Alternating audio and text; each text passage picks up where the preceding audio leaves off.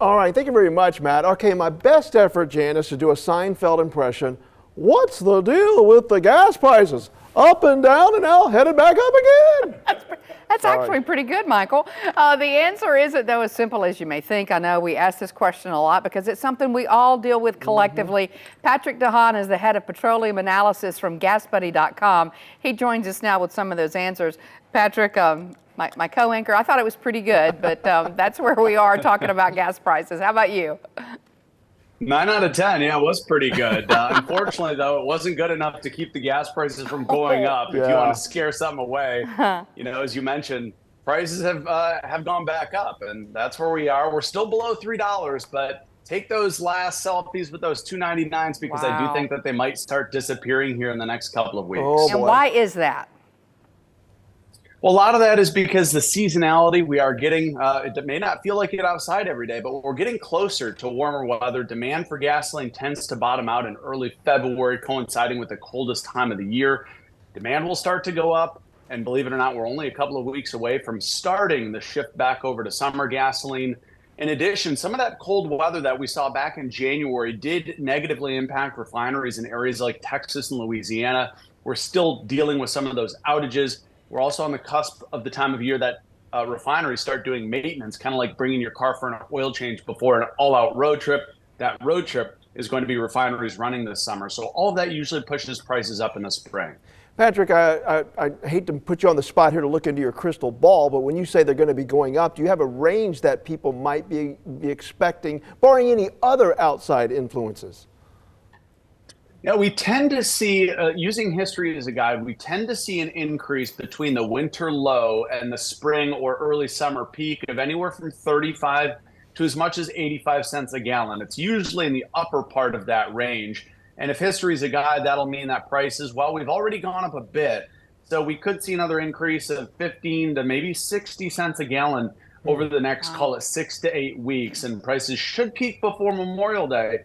But to give you a little bit of optimism here, I don't think we're going to get anywhere near the record-setting prices we saw in the summer of 2022. Okay. Well, that is encouraging. Patrick, I know you are asked this all the time, and we talk about this here at work. I came out of my neighborhood. My neighborhood gas station was $2.79. I came home from work the next day, it was $2.89. The very next day or two, it was $2.99. How does that happen in such a short period of time? That's what a lot of people ask us. What do you say?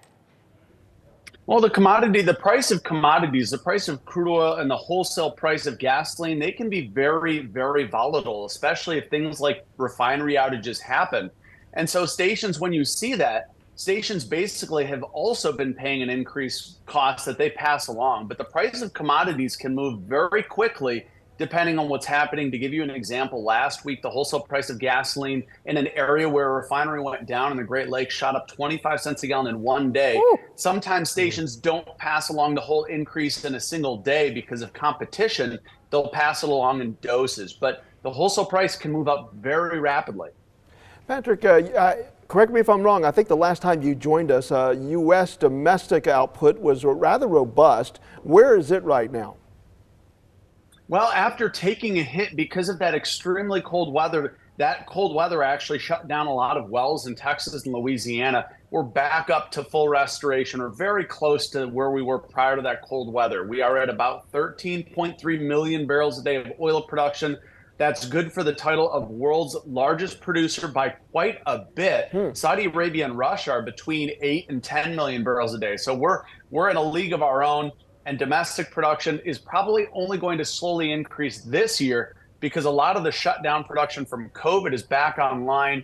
And now, well, oil prices at about $75 a barrel aren't as lucrative for oil companies to start increasing production, but I do expect minor increases through the year. Patrick, how does this affect the stock market? We know anything can happen and the stock market reacts. Talk about that for a moment. Well, yeah, as you mentioned, economics, the stock market's kind of a barometer of the economy and how companies are doing and how businesses are doing. There's a very strong connection between how the economy's doing and the price of oil, simply because so much of our activity, if the economy's doing well, that usually means Americans are spending money, they're buying goods, and all of those goods and all of that spending usually is incorporated by the fact that we are buying gasoline and trucks are using diesel that that ship the goods that we consume. So there's a very strong tie here. And we've seen a lower amount of consumption, not only happening because of things like the EV transition, but more the higher rate of interest rates right now is slowing the economy down, and that's slowed gas prices down as well because of lower demand. All right, some great information there. Patrick DeHaan, Head of Petroleum Analysis for GasBuddy.com. We always appreciate it. Thank you. Thanks, Patrick. Thanks for having me. All right, now it's time to go to Sheldon. Thanks, Mike. All right, that is pretty good, by the way.